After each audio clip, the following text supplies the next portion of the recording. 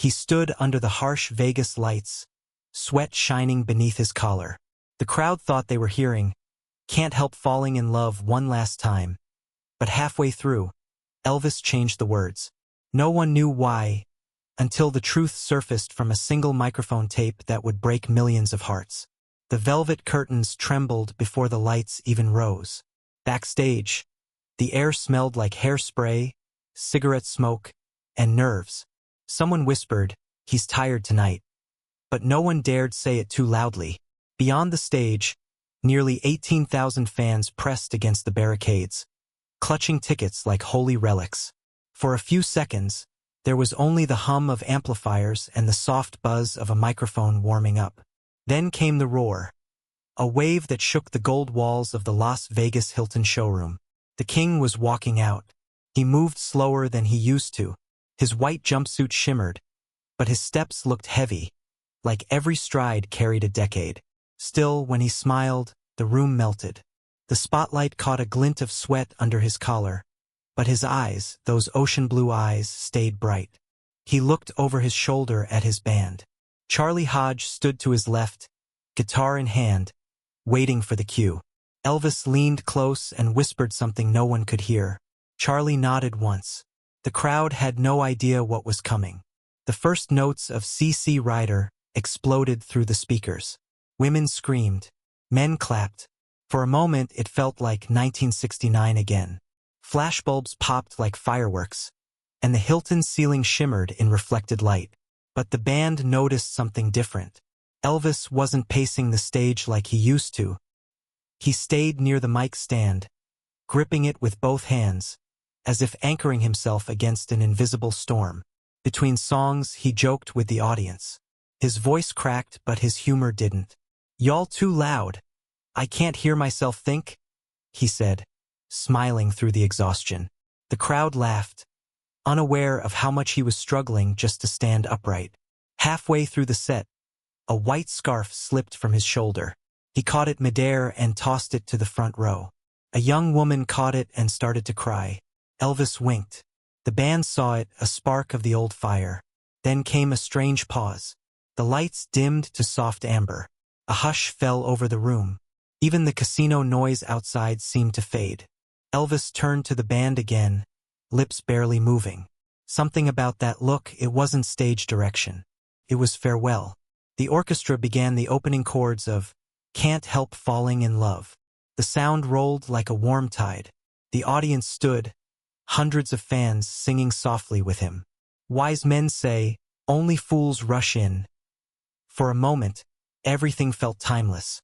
But under the surface, tension pulsed. His hand trembled as he gripped the microphone. Charlie Hodge kept his gaze steady on Elvis, ready to jump in if his voice failed. From the balcony, fans said later that the air felt heavy, like the whole room knew this was the end, even if no one could say it. When he reached the chorus, he closed his eyes longer than usual. His lower lip quivered. The band waited half a beat too long before the next chord. He opened his mouth and smiled again. But it was different, softer, sadder. If you were there, would you have noticed it? Would you have heard the message behind that smile? The song ended to thunderous applause. Elvis bowed once, pressing his hands together like a prayer. "Thank you. You've been wonderful," he said. But just before he turned away, he whispered something into the mic. Barely audible. The front row heard it. The rest only saw his lips move. Later, on a recovered tape, engineers would isolate that faint whisper. 3 words. "I love you." It wasn't part of the set list. It wasn't in the lyrics. But it was there, caught forever in the static between applause and silence. When the lights cut to black, people screamed his name again and again. "Elvis! Elvis!" He waved one last time before vanishing behind the curtains. Backstage, he took off the heavy cape and sat quietly in a folding chair. His hands shook. Charlie handed him a towel. For a long minute, no one said a word. The show had ended, but something in the air refused to settle. A vibration, like an unfinished chord. Elvis looked down at the white scarf on the floor. He smiled faintly, then whispered, "One more song next time, Charlie. Just one more." Charlie nodded, but deep down, he knew there wouldn't be a next time. Outside, the crowd kept chanting long after the stage went dark. Their voices echoed through the Vegas night, desperate, hopeful, unaware they had just witnessed history's quietest goodbye. And in that silence, somewhere deep inside the Hilton walls, a reel-to-reel tape kept spinning. June heat blanketed Memphis like a fever that wouldn't break. The Graceland gates shimmered in the afternoon haze, but behind them, the house was quiet. Too quiet for a place once filled with laughter and rehearsal noise. Charlie Hodge sat by the piano, tuning a guitar that no one had touched in days.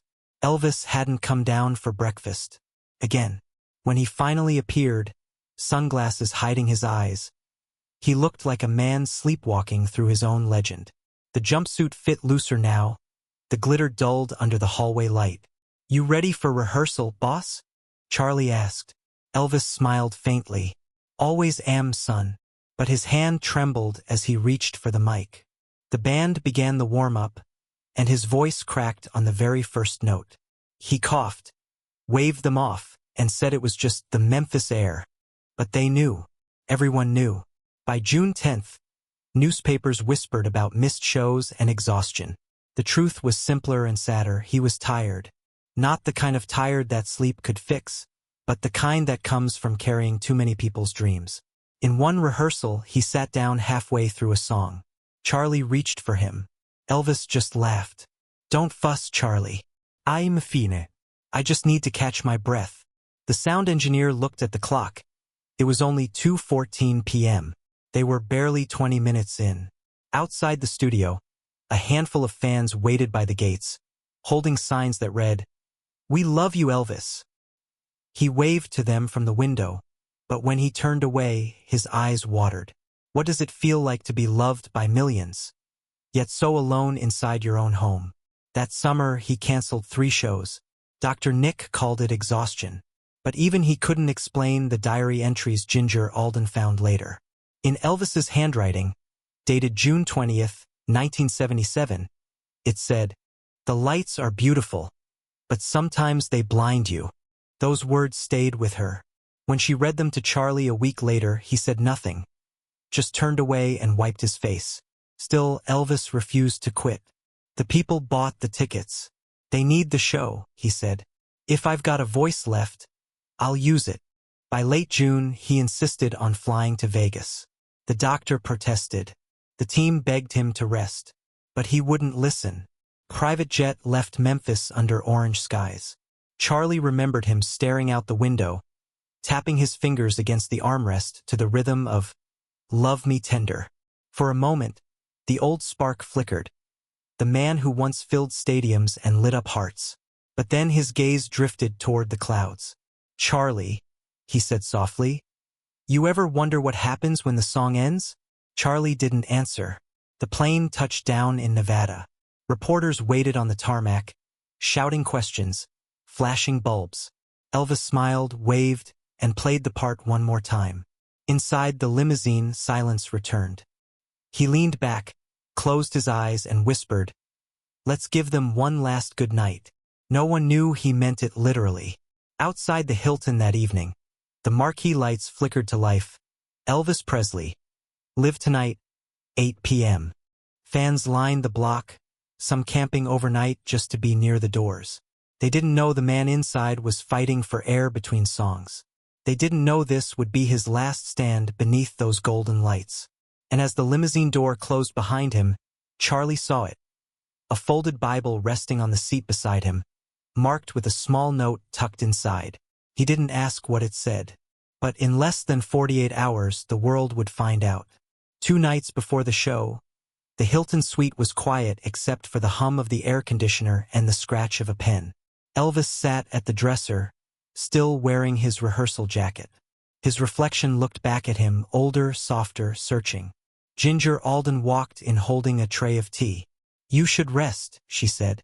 He smiled faintly. Soon, when she set the tray down, she noticed his Bible open beside the lamp. Inside it, a folded sheet of hotel stationery, creased at the corners. She didn't read it then, not yet. Later that night, while he showered, Curiosity got the better of her. The note wasn't long. Only 12 words written in blue ink.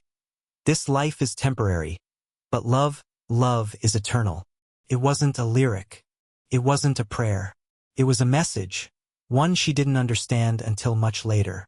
Downstairs, the band rehearsed without him. Charlie Hodge kept glancing toward the elevator, hoping he'd walk in like he always did, late, smiling, ready to sing. But he never showed. Instead, he called from his room. "Charlie, I'm gonna change something for the last song," he said. "Change what?"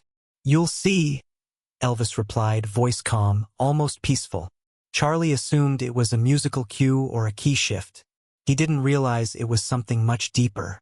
That night, Elvis walked the empty Hilton stage alone. The janitor on duty, a man named Earl Thompson, later said he saw him standing there with the house lights dimmed. No security, no band, just him and a microphone. Earl remembered the moment forever. "He sang a few lines real soft," he said, "but the words weren't right. He changed them, said goodbye instead of love." Then he just stood there, looking out at the empty seats, like he was singing to ghosts. What makes a man rehearse a farewell no one asked for? The next morning, Ginger tried to ask him about the note. He brushed her off gently. "Some things don't need explaining, honey. They just need singing." He slipped the paper back into the Bible and left it on the dresser. When the hotel maid came to clean the room later, she found it still open, untouched, page marked by the same folded note. That evening, before the concert, Charlie entered his dressing room. Elvis was sitting there quietly, lacing his boots. On the table beside him lay the Bible, a white scarf, and a small cassette tape labeled Vegas, Rehearsal 1. Charlie frowned. "What's the tape for?" Elvis smiled, eyes distant. "Just want to remember how it sounds, in case I forget." When the door knocked, he stood up slowly, straightened his collar, and said the words that froze Charlie's breath. "Whatever happens tonight, make sure the tape rolls till the end." Then he picked up the scarf, placed it around his neck, and walked toward the stage lights. The band followed moments later, unaware that a story was already being written in the quiet spaces between songs. A story that would travel farther than any encore ever could. Because that folded note in the Bible wasn't just a message. It was a map. And when he reached the stage the next night, Elvis followed it word for word. Las Vegas Hilton, June 26, 1977. The final show. The lights rose like sunrise over gold velvet curtains. The crowd, nearly 18,000 people, erupted in a roar that felt alive. He walked onto the stage, white jumpsuit glinting like armor. Charlie Hodge stood just behind him, clutching his guitar, eyes tense. The orchestra tuned. A low hum filled the room. Elvis gripped the microphone with both hands. For a heartbeat, he just stared at the audience. Then that smile. The one everyone came for. He nodded to the band. The show began. The first hour rolled like thunder. CC Rider, Hound Dog, My Way. Each song felt like a victory wrestled from exhaustion.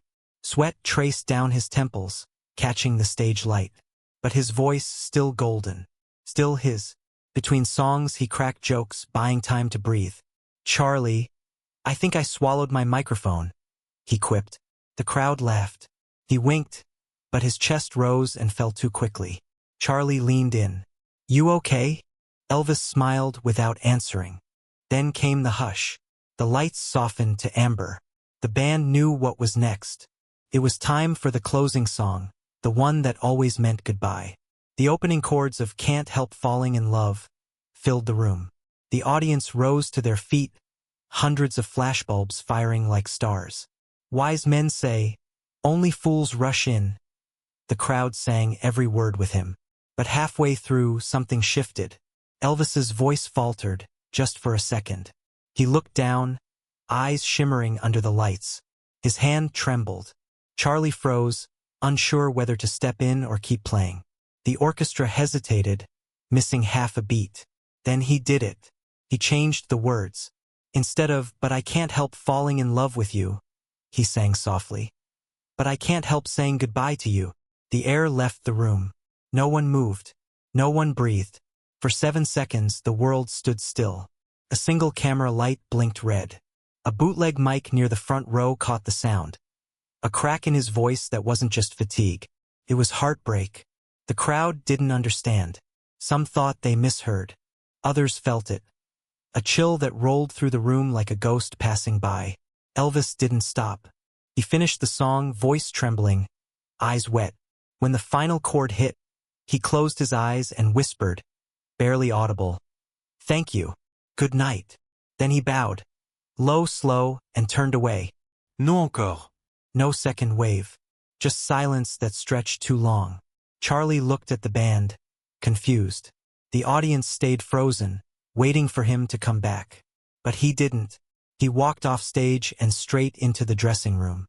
The door closed softly behind him.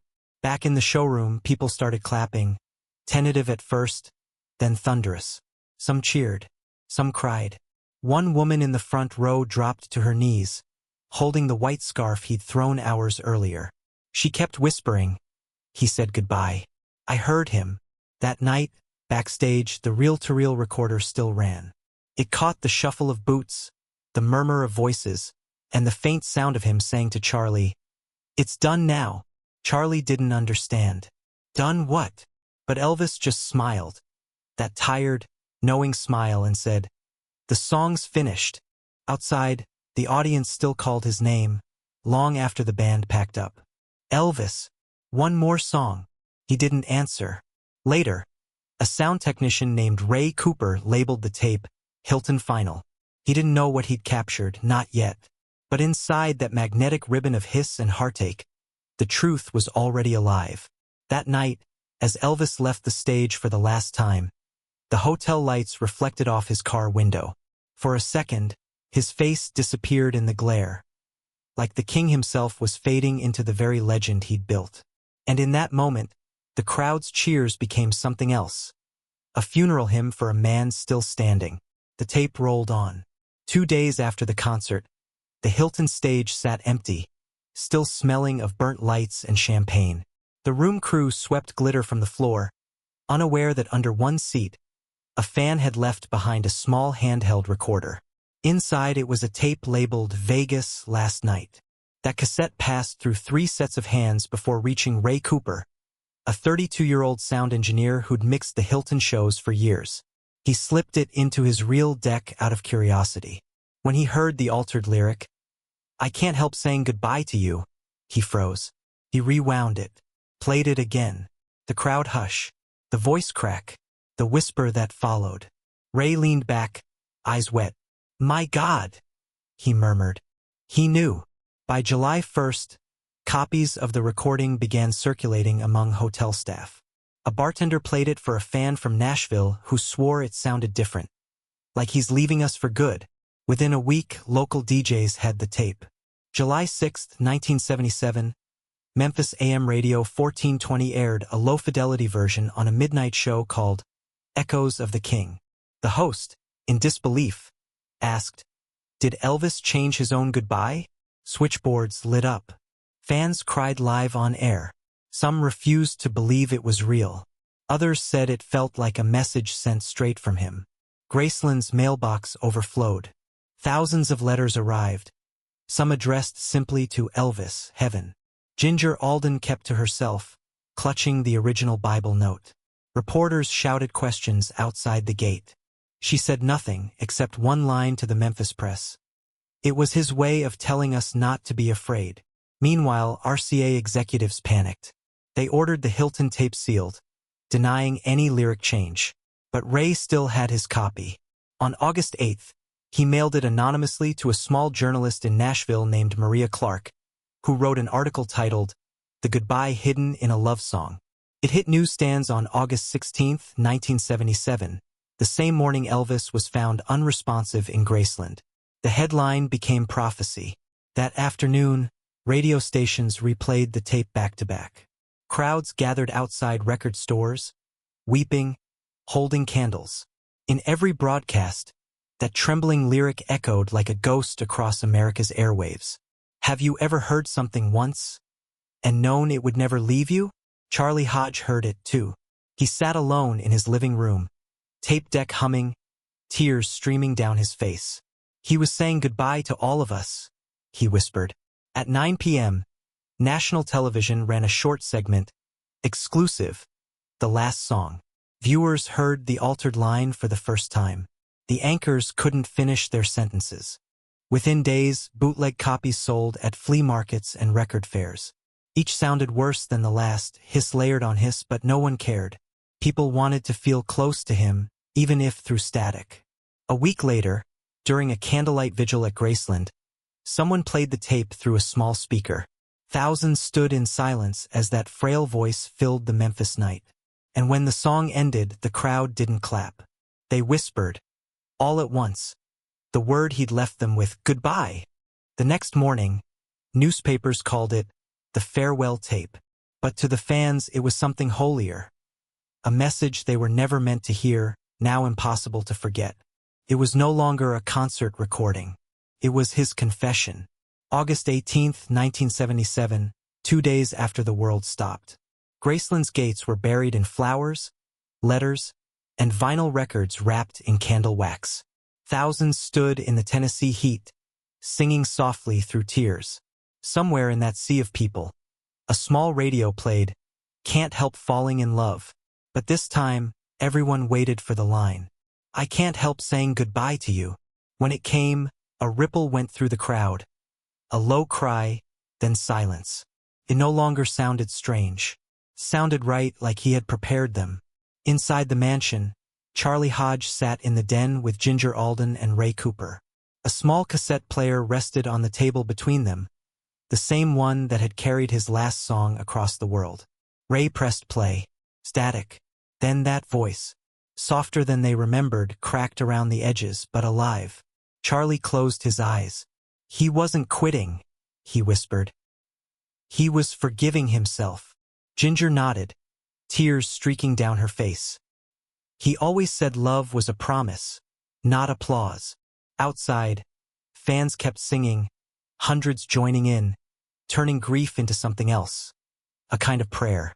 The crowd that once screamed for him now sang with him, matching his broken lyric with trembling harmony. Have you ever seen strangers become a family because of one man's goodbye? That night, someone placed a small tape recorder on the lawn and hit record. The sound of thousands of voices filled the air, raw, imperfect, beautiful. Those bootleg vigil tapes spread again, just like his farewell recording, until radio stations mixed the two together. His voice and theirs, woven into one eternal song. By September, journalists stopped asking if the lyric change was real. It didn't matter anymore. What mattered was what it meant. In one interview, Charlie said quietly, he wasn't trying to shock anyone. He was trying to leave peace behind. For the first time in years, the headlines softened. No talk of scandal or exhaustion, only compassion. Elvis had turned the final verse of his life into a blessing. People began to visit the Hilton stage where he'd sung those last words. They left scarves, candles, even cassette tapes wrapped in plastic. One fan wrote on a napkin, "He taught us how to love by letting go." Ray returned to Vegas that winter.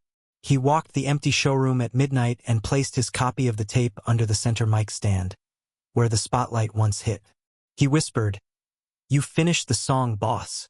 Then he turned off the recorder, not to erase the sound, but to let the silence speak. What if forgiveness was always the encore we never expected? From that night on, the myth of Elvis the performer slowly faded into the story of Elvis the man. Flawed, fragile, and finally free. And somehow that made him more beloved than ever before. 10 years passed. The neon lights of Las Vegas changed, but the Hilton stage stayed the same. Quiet now, its velvet curtains gathering dust. On June 26, 1987, a small crowd gathered inside the empty showroom. No fanfare, no press. Just a handful of people who had been there that final night, Charlie Hodge among them. In the dim light, workers installed a brass plaque beneath the center microphone stand. It read, "He changed the words, and the world listened." Charlie touched the metal, his fingers trembling. For a moment, he could almost hear the faint hum of that last song in the air, like the walls themselves remembered. A fan in the front row placed a white scarf on the stage. Another laid down a cassette tape labeled Hilton, Final Song. No one spoke. They didn't need to. Every year since, on that same date, people return. They stand in silence for exactly 7 seconds. The same 7 seconds that separated the lyric from legend. Outside, the strip buzzes with new voices, new stars, new dreams. But inside that showroom, time still pauses when his name is whispered. Because Elvis Presley didn't leave behind just music. He left a lesson that even kings can say goodbye with grace. Maybe the truest love song is the one that teaches us how to let go. And somewhere, in the quiet between applause and memory, his voice still lingers, soft, cracked, eternal. I can't help saying goodbye to you. If this story touched you, share it with someone who remembers, or someone who's never heard it before. Because some songs never really end. They just echo through the people who keep listening. Tell us in the comments, where were you when you first heard the King's last goodbye? And never forget, love, like music, always finds a way back.